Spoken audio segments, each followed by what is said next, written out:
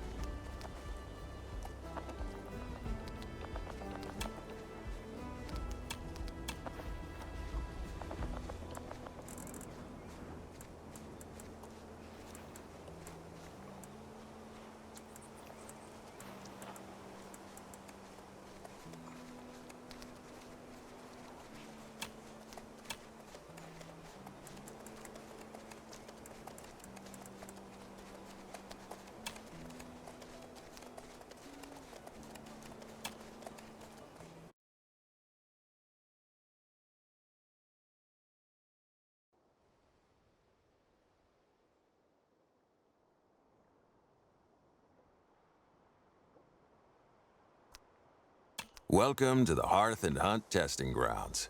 We're delighted that you chose us as your future employer. We'll provide you with basic training, and we'll evaluate your skills.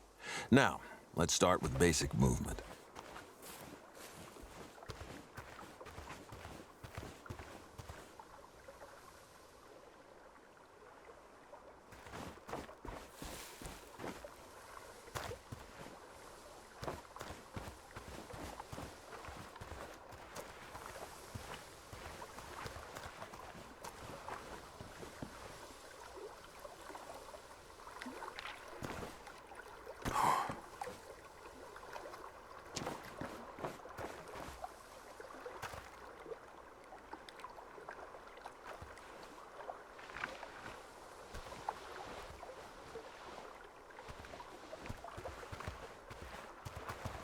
Objective markers, like the one on the top of the hill, will always help you complete your objectives.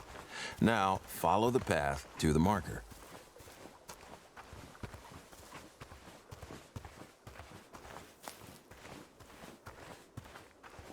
Take a look around. The wilderness will be your constant companion once you join Hearth and Hunt. Analyze the mule deer in front of you using binoculars. You'll learn vital information about the animal.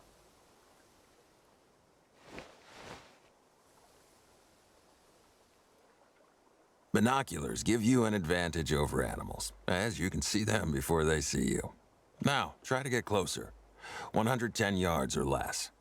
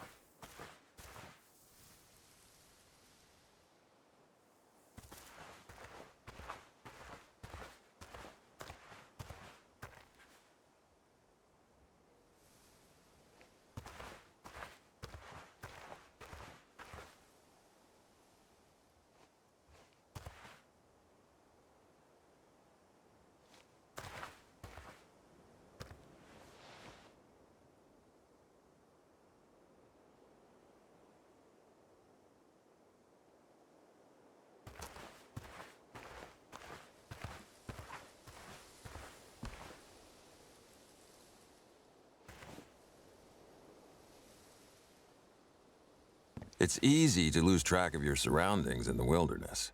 Always mark the location you're trying to reach. In this case, mark a spot near the animal before shooting. This will help you find the hit blood, so you can easily pick up the trail from there.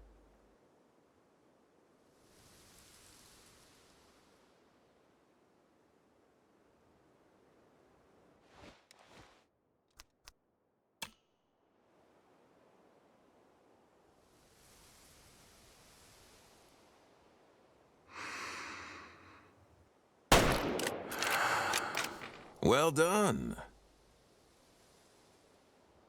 Follow the blood trail to find your mule deer.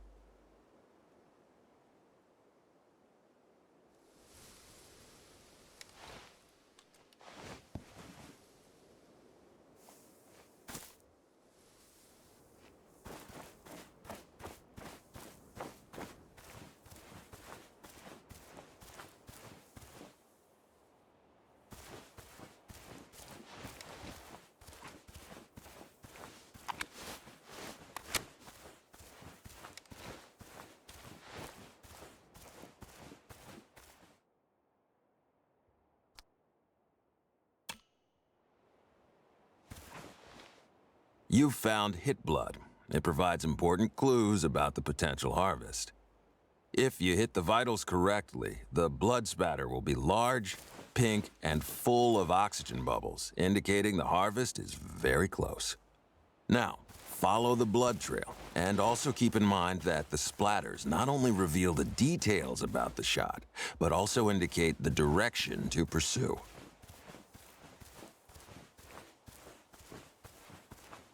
Well done. We'll get to harvesting later. Now, let's try that again. Let's repeat what we've learned. Always remember to first analyze the animal to confirm the species. Mark the place where you'll be looking for the hit blood. Also, hold your breath to be steady and deliver a precise shot. Aim for the vitals to get a fast and humane kill. The color of the blood will give you a good idea whether you hit or missed. Follow the blood trail, and eventually, you'll find the harvest. Happy hunting!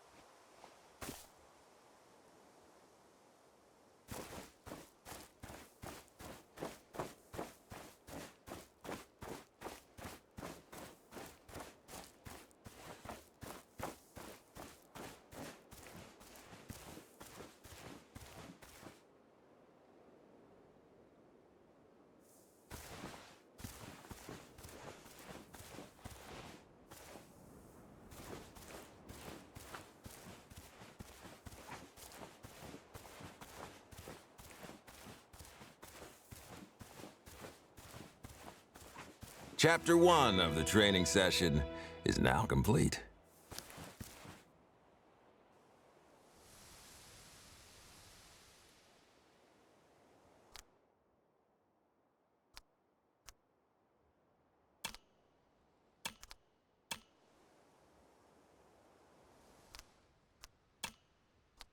Dogs can assist you with various tasks during hunts, but foxhounds are especially valued for their blood tracking capabilities. So, let's give this a try. When you are farther away from an objective or the objective area, the objective marker usually appears on the compass.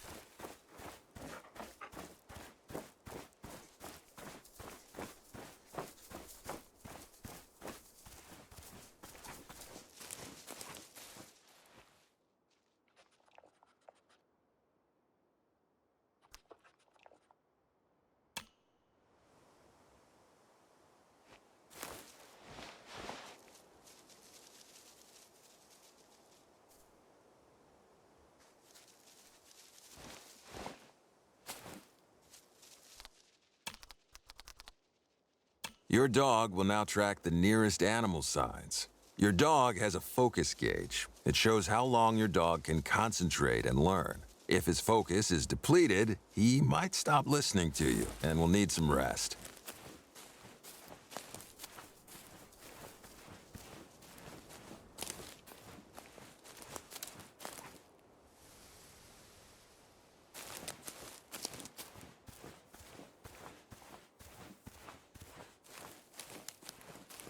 Find a vantage point to spot the moose.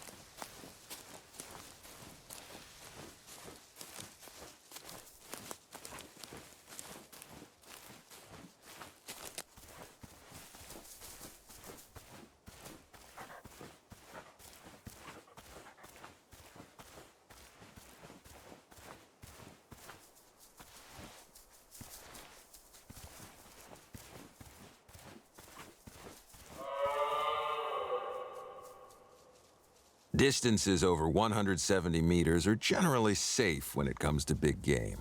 Although you can hear the moose and its sound cues, at this range, it can neither hear nor see you. Be aware that a gunshot will scare animals from a long distance.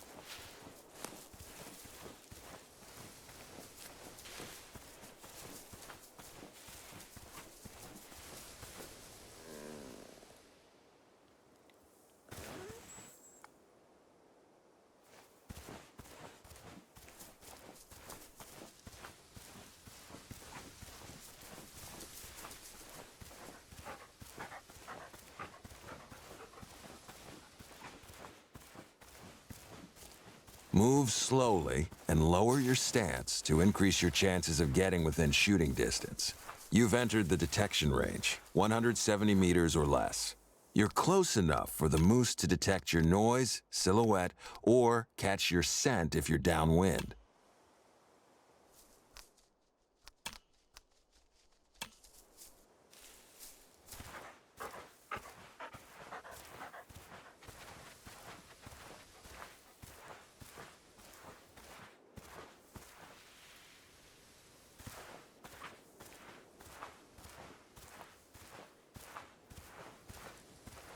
A moose is a heavier animal than a mule deer or a white-tailed deer. Use your newly acquired rifle. It has a larger caliber, and its bullets carry more energy. The rifle is set up for long-range shooting, so it's zeroed at 300 meters. For the best shot, adjust your rifle zeroing to match the approximate distance to the target.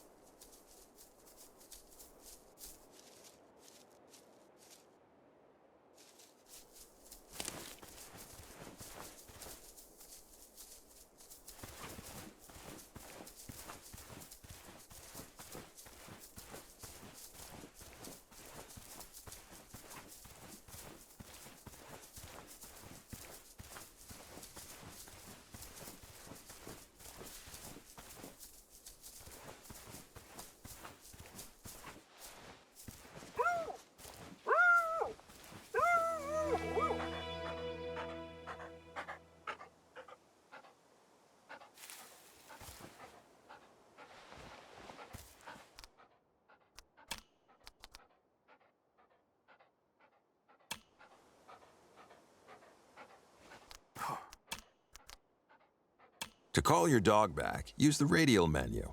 While he's away, his focus is recovering. The dog is a very powerful tool in your hunting repertoire, but he's not limitless. He will not proactively search for animals suitable for the current mission. He only helps you find animal signs around you. Chapter 2 of the training session is now complete.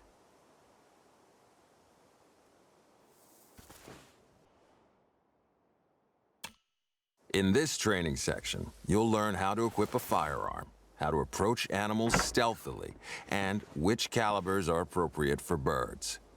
We'll begin by selecting the correct firearm.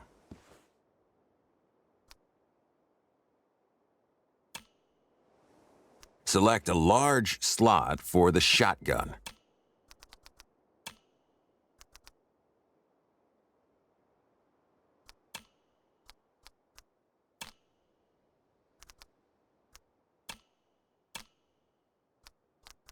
Sometimes you won't know the exact location to go during your hunt. In these cases, you'll always have a general area highlighted on your hunting map to guide you.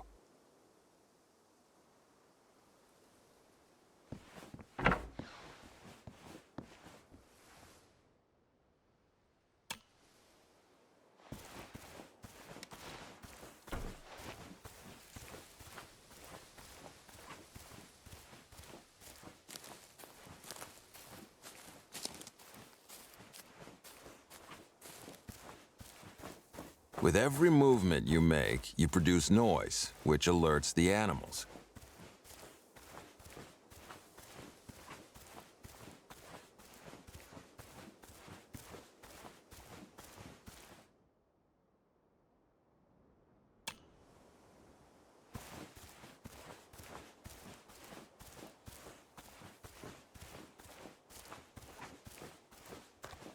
Animals can see you as well. Be mindful of how well you're covered.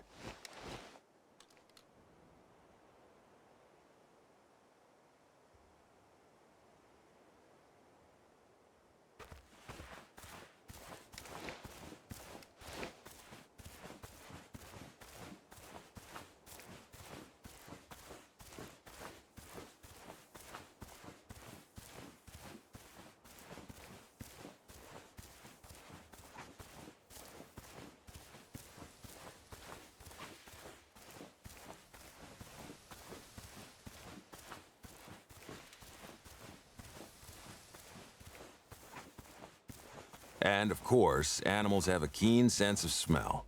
Be aware of the wind direction, as it can expose your scent and location.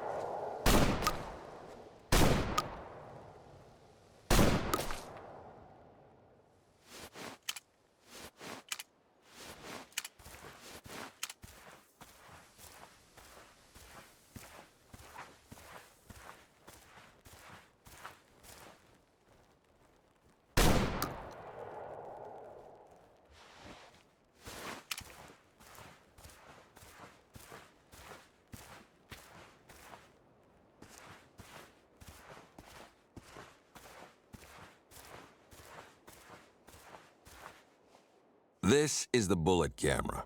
Here you can see the trajectory of projectiles that hit the animal's body. You can rewind to watch the full path of the projectile and see whether your shot was optimal or not. Since you used a shotgun, you'll see the spread of projectiles inside the animal's body. If you used a rifle, you would see a bullet energy graph. The bullet camera changes depending on the type of ammunition you use.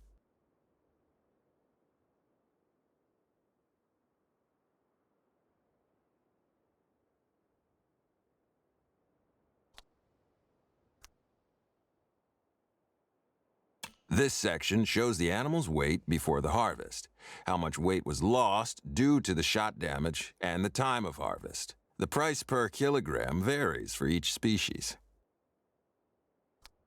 Here, you'll review your trophy score. For turkeys, the trophy is presented as its weight. You can see how many points it earned and how many stars it is worth, from 1 star being the lowest up to 5 stars. If you choose to taxidermy, the animal will be saved and can be placed in dioramas at your lodge. If you choose to sell your harvest, you won't be able to taxidermy it later. Congratulations! You've completed the beginner training and passed it with flying colors. But the real work only begins.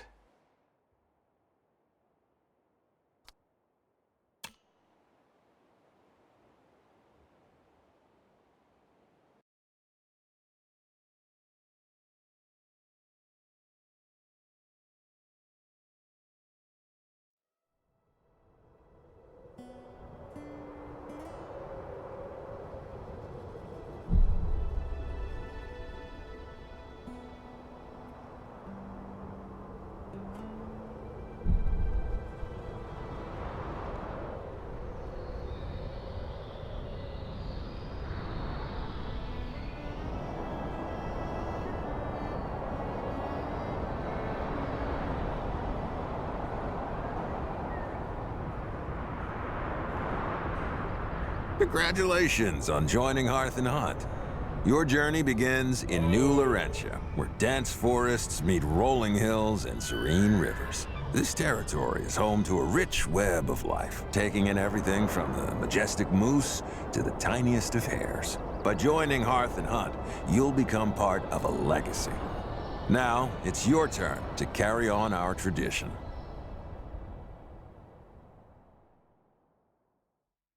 Good morning. You must be our new Community and Conservation Liaison Officer. Well, that is a mouthful. I'll have to come up with something more succinct. I'm Angel Hearth, your Hearth and Hunt coordinator. You may be tempted to call me your guardian angel, but please don't.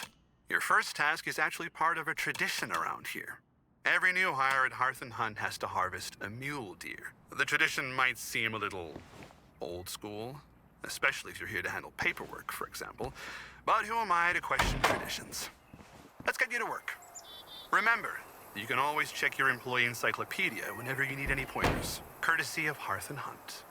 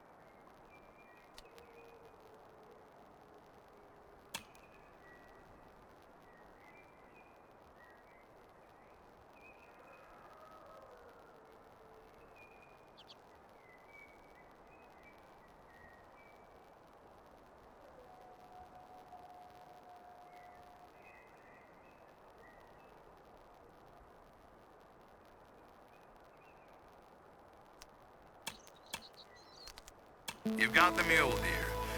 Nice work.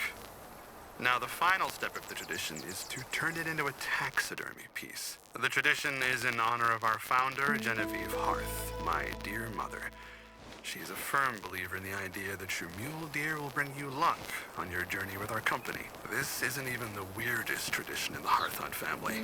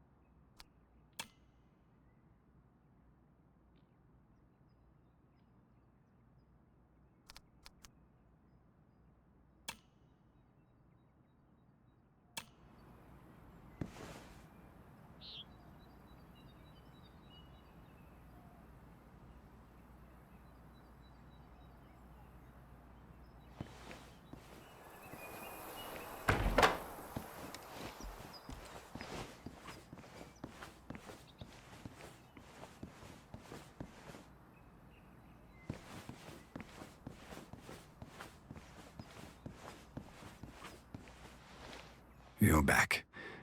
Let's get straight to the next assignment. I hope you got the gist of animal daily routines, because this next topic is going to be more complicated. It's animal fitness. Are you familiar with the subject? Hito. I was hoping you'd already know about animal fitness. Well, there's a lot to take in. But let's get to it.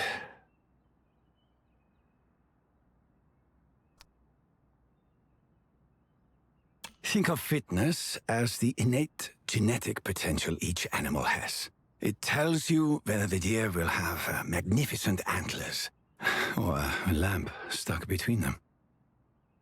Sorry, I got lost in thought for a moment. Once you discover an animal population, you can check its status on your hunting map. Generally speaking, you want to leave a high-fitness animal in peace, so it can reach its greatest potential. Wait for its oldest age for the highest trophy score. At the same time, identify the lower fitness animals in the herd, preferably males, and harvest them early. Wait for the higher fitness animals to mature, reach their potential, and then harvest them for the best trophy. I haven't talked this much in a while. It's exhausting. Do you get it now?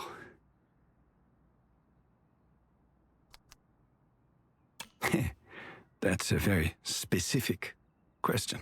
Well, yes. Some of them may not have trophies, like antlers, apart from female reindeer. But there are, for example, female hyenas, which are larger than males and more valuable for their trophies. Harvesting females also affects the next generation of animals, but the influence isn't as great as when you harvest males. I haven't talked this much in a while. It's exhausting. Do you get it now? Alexei. Now, just to confirm all this. Over the last few years, I've been watching over an exceptional elk population that I'd like to show you. There's one bull that's getting older. He's at the peak of his physique. Treat it as my gift to welcome you on board. As before, I've highlighted the herd on your hunting map. The high-fitness elk will be there. Remember, you don't have to harvest the elk from this particular herd. Any high-fitness elk will do.